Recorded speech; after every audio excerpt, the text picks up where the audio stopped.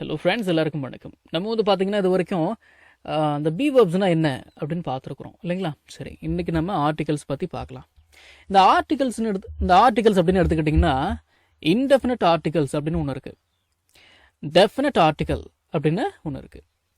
Indefinite articles அப்படின்னா என்ன sir அப்படின்னு கேட்டிங்கன்னா ஏ அண்ட். டெஃபினட் ஆர்டிகல் அப்படின்னா தன்னு உச்சரிக்கணுமா, இதை வந்து தீன்னு உச்சரிக்கணுமா? இதுவே நிறைய பேருக்கு சந்தேகம் இருக்குது இல்லைங்களா? சரி, இது டெஃபினட் ஆர்டிக்கலை பார்க்கும்போது பார்க்கலாம், அடுத்த வீடியோவில் பார்க்கலாம். சரிங்களா? இன்றைக்கி நம்ம பார்க்க போகிறது இன்டெஃபினட் ஆர்டிகல்ஸ். இன்டெஃபினட் ஆர்டிகல்ஸ்னால் என்னங்க? A and. இந்த ஏ அண்ட் இதோட தமிழ் அர்த்தம் என்னன்னு கேட்டிங்கன்னா ஒரு அப்படின்னு அர்த்தம்.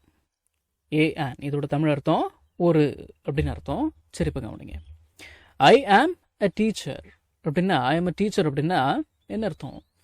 நான் ஒரு ஆசிரியர், நான் ஒரு ஆசிரியை அப்படின்னு அர்த்தம்.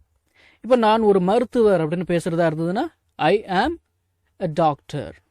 ஐ ஆம் அ டாக்டர் அப்படின்னா நான் ஒரு மருத்துவர். சரி, இப்போ கவனிங்க. இந்த வாக்கியங்களில் ஏன் ஏ வந்திருக்கு? ஐ எம் டீச்சர் அப்படின்னு பேசிட்டு போகலாமே, என்ன தப்பா? ஐ எம் டாக்டர் நல்லா தானே இருக்குது பேசுகிறதுக்கு அப்படின்னு உங்களில் சில பேருக்கு இந்த சந்தேகம் இருக்கலாம்.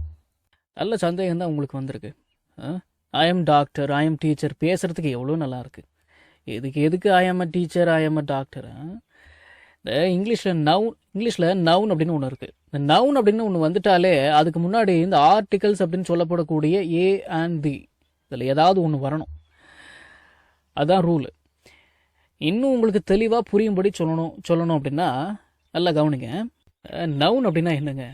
பெயர் சொல் அப்படிங்கிறீங்களா? சரி, இப்போது இந்த வீடியோ பார்க்குற அத்தனை பேருக்கும் ஒரு பேர் இருக்குது. உங்களுக்குன்னு ஒரு பேர் இருக்குது. உங்களுக்கு ஒரு பேருன்னு ஒன்று இருந்ததுன்னா ஒரு இனிஷியல் அப்படின்னு ஒன்று இருக்கணுமா, இருக்கக்கூடாதா?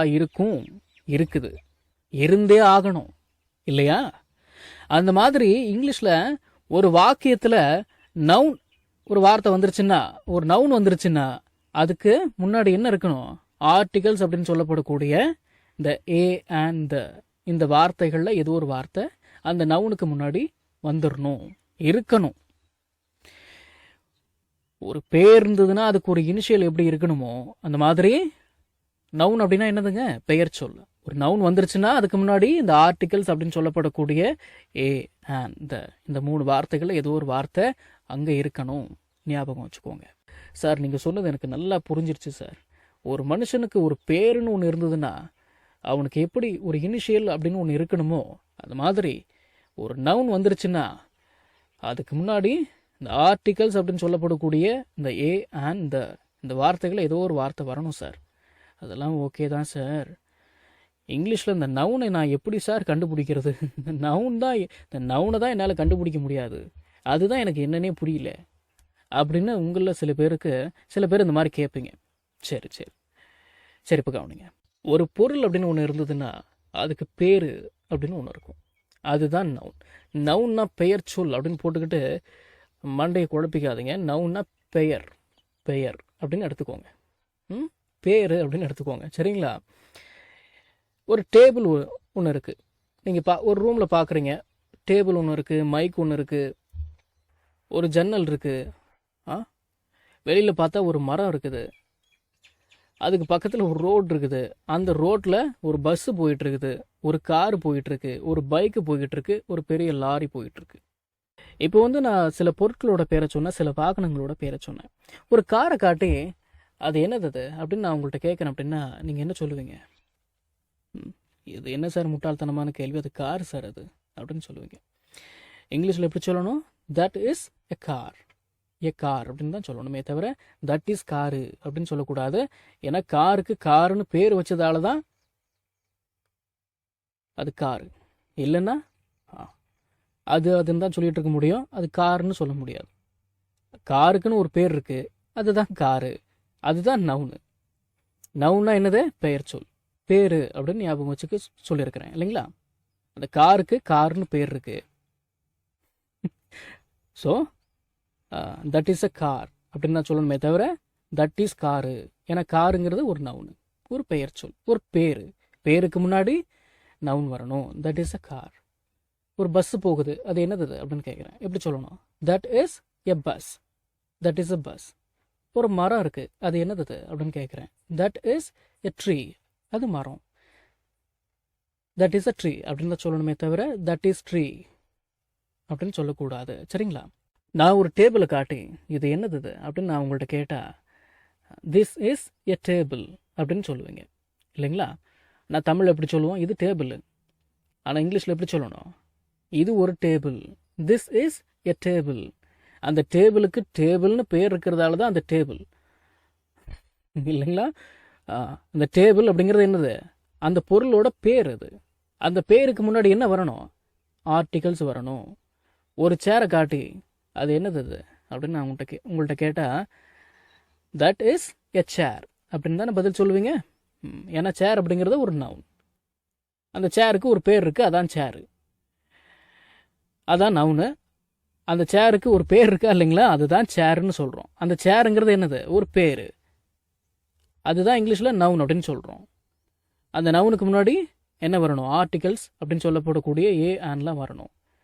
அது என்னது அப்படின்னு ஒரு சேரை காட்டி நான் உங்கள்கிட்ட கேட்டேன், நீங்கள் என்ன சொல்லுவீங்க? தட் இஸ் அ சேர். நான் சொன்னது உங்களுக்கு புரிஞ்சிருக்குன்னு நம்புகிறேன். ரொம்ப குழப்ப விரும்பலை. நான் உங்களுக்கு குழப்பம் இருந்தால் மன்னிச்சுக்கோங்க. டீச்சர் அப்படிங்கிறது ஒரு நவுன். டாக்டர் அப்படிங்கிறது ஒரு நவுன். இந்த டீச்சிங் தொழிலை செய்யக்கூடிய நபரோட பேர் அதான் டீச்சர். இந்த டீச்சிங் தொழிலை செய்யக்கூடிய ஒரு நபரோட பேர் தான் டீச்சர். நபரோட பேர் டீச்சர். அந்த பேர் அப்படின்னு ஒரு வார்த்தை வந்துருச்சு பாருங்க. அந்த டீச்சிங் தொழிலை செய்யக்கூடிய ஒரு நபரோட பேர் டீச்சர். நவுன் தானே இது? அப்போது அதுக்கு முன்னாடி என்ன வரும்? ஏ ஆன் இதெல்லாம் வரணும். சரி, நீங்கள் இப்படிலாம் போட்டு குழப்பிக்காதீங்க. ஒருத்தருடைய ப்ரொஃபஷனை பற்றி பேசும் பொழுது இந்த ஏ ஆன்லாம் வரணும். ஐ எம் டீச்சர்னு சொல்லக்கூடாது. ஐ எம் அ டீச்சர். ஒருத்தருடைய தொழிலை பற்றி பேசும் பொழுது இந்த ஏ ஆன்லாம் வரணும். சரிங்களா? பார்த்து வச்சுக்கோங்க. ஐ எம் அ டீச்சர் அப்படின்னு தான் சொல்லணும். ஐ எம் அ டாக்டர் அப்படின்னு தான் சொல்லணும். நான் ஒரு டிரைவர் அப்படின்னு பேசுகிறதா இருந்ததுன்னா ஐ எம் அ டிரைவர். அவர் டிரைவர் அப்படின்னா he is a driver. He is a driver அப்படின்னு தான் பேசணும். சரிங்களா? ஹீ இஸ் டிரைவர் அப்படின்னு சொல்லக்கூடாது. நான் டிரைவர் அப்படின்னா ஐ எம் அ டிரைவர். அவர் டிரைவர் அப்படின்னா ஹீ இஸ் அ டிரைவர். இந்த ஆம் ஏ அப்படிங்கிறத ஆம, ஐஎம் அப்படின்னு தான் உச்சரிக்கணும். சரிங்களா? ஹீ இஸ் ஏ அப்படிங்கிறத he is a driver. Is a, இந்த இஸ் ஏ அப்படிங்கிறத இஸ் அப்படின்னு உச்சரிக்கணும். சரிங்களா? சரி.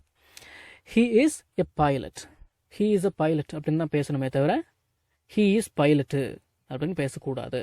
ஒருத்தருடைய தொழிலை பற்றி பேசும் பொழுது இந்த ஆர்டிகல்ஸ் அப்படின்னு சொல்லப்படக்கூடிய ஏ ஆன்லாம் வரணும். நான் திரும்ப திரும்ப சொல்கிறேன், மனசில் வச்சுக்கோங்க. நான் நர்ஸு அப்படின்னு பேசும்பொழுது ஐ எம் அ நர்ஸ் அப்படின்னு தான் பேசணும். ஐ எம் நர்ஸு அப்படின்னு பேசக்கூடாது. அந்த அம்மா ஒரு நர்ஸ் அப்படின்னு பேசுகிறதா இருந்ததுன்னா she is a nurse. She is a nurse அப்படின்னு தான் பேசணுமே தவிர ஷீ இஸ் நர்ஸு அப்படின்னு பேசக்கூடாது. சரிங்களா? சரி, நம்ம வந்து பார்த்தீங்கன்னா இது வரைக்கும் இன்டெஃபினட் ஆர்டிகல்ஸில் இந்த ஏவை மட்டும் பார்த்துக்கிட்டு வந்தோம். இப்போ ஆனை பார்க்கலாம். சரி, he is an actor. He is an actor அப்படின்னா அவர் ஒரு நடிகர் அப்படின்னு அர்த்தங்களா? சரி, இந்த வாக்கியத்தில் எதுக்கு வந்து ஆன் வந்திருக்கு அப்படின்னு உங்களில் சில பேருக்கு டவுட் இருக்கலாம். சரி, இப்போ கவனிங்க. ஏ அப்படின்னாலும் ஆன் அப்படின்னாலும் ஒரு அப்படின்னு தான் அர்த்தம். நம்ம பள்ளிக்கூடம் படித்த காலகட்டங்களில் வவ்வல்ஸ் அப்படின்னு சொல்லிட்டு AEIOU இதை நடத்தியிருப்பாங்க. ஒரு வாக்கியத்தில் நவுன் வந்து அந்த நவுனோட முதல் எழுத்து AEIOU இந்த 4 எழுத்துக்களில் ஏதோ ஒரு எழுத்து அந்த நவுனோட முதல் வார்த்தையாக வந்துட்டா அதுக்கு முன்னாடி ஏ போடக்கூடாது, ஆன் தான் போடணும் அப்படின்னு சொல்லி கொடுத்துருப்பாங்க இல்லைங்களா?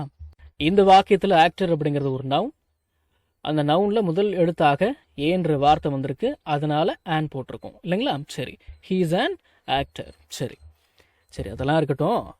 He is on MLA. இது ஏன் இப்படி வந்திருக்கு? நான் தான் சார் உங்ககிட்ட கேட்கணும். நீங்கள் தானே இப்போ சொன்னீங்க ஒரு ஒரு ஒரு வாக்கியத்தில் ஒரு நவுன் வந்து அந்த நவுனோட முதல் எழுத்து AEIOU இந்த 4 வார்த்தைகளில் இந்த 4 எழுத்துக்களில் ஏதோ ஒரு எழுத்து முதல் எழுத்தா வந்துருச்சுன்னா அந்த நவுனில் ஆன் போடணும் அப்படின்னு நீங்கள் தான் சொல்லி கொடுத்தீங்க. இங்கே AEIOU இது வரவே இல்லையே, எம் தானே வந்திருக்கு அப்படின்னு சில பேருக்கு டவுட் இருக்கலாம். சரி, ஆன் MLA அப்படின்னு ஏன் வந்திருக்கு அப்படின்ற காரணம் உங்களுக்கு நிறைய பேருக்கு தெரிஞ்சிருக்கலாம், சில பேருக்கு தெரியாமல் கூட இருக்கலாம். அவங்களுக்காக மட்டும் நடத்துகிறேன். சரி, இப்போ கவனிங்க. எப்பயுமே இந்த AEIOU இதை மட்டுமே பார்க்காதீங்க. இந்த தமிழில் உயிரெழுத்துக்கள் அப்படின்னு ஒன்று இருக்குது. ஆனா, ஆவண்ணா, ஈனா, ஈயண்ணா, ஊனா, ஊவண்ணா இருக்கா இல்லைங்களா? சரி, இந்த உயிரெழுத்தோட ஒளி ஒரு இந்த MLA இது உச்சரித்து பாருங்க. MLA உச்சரித்து பார்க்கும் பொழுது தமிழில் எழுதுங்க. அப்படி தமிழ் எழுதி பார்த்தீங்கன்னா இந்த எம் அப்படிங்கிறத நீங்கள் எழுதுனீங்க அப்படின்னா ஏஎம் அப்படின்னு தான் எழுத முடியும் இல்லைங்களா? இந்த ஏ அப்படின்றது என்னது? தமிழ் உயிரெழுத்துக்களில் ஒன்று இல்லையா? அப்போது ஒரு வாக்கியத்தில் நவுன் வந்துருச்சுன்னா இந்த AEIOU இதை மட்டுமே பார்க்காம அந்த நவுனை உச்சரித்து பாருங்க. அப்படி உச்சரித்து பார்க்கும் பொழுது இல்லை எழுதி பாருங்க. உச்சரித்து பார்க்கும்போதோ இல்லை எழுதி பார்க்கும்போதோ இந்த உயிரெழுத்துக்களில் வரக்கூடிய ஏதோ ஒரு சவுண்டு அது உச்சரித்து பார்க்கும்போது வந்துருச்சுன்னா அதுக்கு பக்கத்தில் ஆன் வரணும். ஆக்டர் அப்படிங்கிறத ஆவண்ணா தமிழ் எழுதி பாருங்க. ஆக்டர் பெரிய ஆவண்ணா தானே போட்டு எழுதணும் ஆக்டர் அப்படிங்கிறது. அதனால அங்கே ஆன் வந்திருக்கு. சரிங்களா? இதெல்லாம் உங்களில் நிறைய பேருக்கு தெரிஞ்சிருக்கலாம். இருந்தாலும் நடத்த வேண்டியது என்னுடைய கடமை. சரி, ஐ எம் அன் என்ஜினியர். என்ஜினியரை உச்சரித்து பாருங்க, இல்லை எழுதி பாருங்க. என்ஜினியர் அப்படின்னு தமிழ் எழுதுங்க. ஏ வருது இல்லைங்களா? தமிழ் உயிரெழுத்து தானே அது. அப்போது ஆன் வந்திருக்கு இல்லைங்களா? சரி, I am an engineer. She is an actress அப்படின்னா அந்த அம்மா ஒரு நடிகை. இந்த ஆக்ட்ரஸ் வந்து எழுதி பாருங்க. ஆவன்னா வரும் இல்லைங்களா? சரி, அது உயிரெழுத்து தானே, அதனால தான் இங்கே ஆன் வந்திருக்கு இல்லைங்களா? சரி, ஷீ இஸ் அன் ஆக்ட்ரஸ். சரி, இப்போல்லாம் நிறைய பேர் இந்த மாதிரி பேசுகிறது உண்டு. அப்புறம் நீங்கள் என்ன வேலை பார்க்குறீங்க? நான் எந்த வேலையும் பார்க்கலைங்க, I am a housewife, இந்த மாதிரி சொல்லிட்டு போயிட்டே இருக்கிறாங்க இல்லைங்களா? சரி, என்ன அர்த்தம்? நான் ஒரு இல்லத்தரசி. I am a homemaker அப்படின்னாலும் I am a housewife அப்படின்னாலும் ரெண்டு வாக்கியங்களுக்கும் ஒரே அர்த்தம் தான். நான் ஒரு இல்லத்தரசி அப்படின்னு அர்த்தம். உங்களுக்கு இந்த ரெண்டு வாக்கியங்களும் எது பிடிச்சிருக்கோ அதை பயன்படுத்தி பேசிக்கோங்க. நான் ஸ்டூடெண்ட்டு அப்படின்னு பேசணும். ஐ எம் அ ஸ்டூடெண்ட் அப்படின்னு தான் பேசணுமே தவிர ஐ எம் ஸ்டூடெண்ட்டு அப்படின்னு பேசக்கூடாது. I am a student. அவர் யூடியூபர் அப்படின்னு பேசுகிறதா இருந்ததுன்னா ஹீ இஸ் அ யூடியூபர் அப்படின்னு பேசலாம். நான் ஒரு யூடியூபர் அப்படின்னு பேசுகிறதா இருந்ததுன்னா ஐ எம் அ யூடியூபர் அப்படின்னு பேசலாங்களா? சரி, இப்போ கவனிங்க. ஹாவ் அ கிரேட் டே அப்படின்னா என்னங்க அர்த்தம்?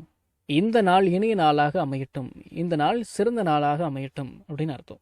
சரி, இந்த ஏன்ற வார்த்தை வரணும். Have a great day. சரி, இப்போ பாருங்க, இந்த அமேசிங் இதை வந்து உச்சரித்து பாருங்க, இதை வந்து எழுதி பாருங்க. அமேசிங் ஆனா வருதுங்களா? உச்சரித்து பார்க்கும் பொழுது அமேசிங், இந்த ஆன்ற உயிரொலி வருதுங்களா? சரி, அப்போது அதுக்கு பக்கத்தில் என்ன வரணும்? ஆன் தான் வரணும். ஹாவ் அன் அமேசிங் டே அப்படின்னா இந்த நாள் மிகச்சிறந்த நாளாக அமையட்டும் அப்படின்னு அர்த்தம்.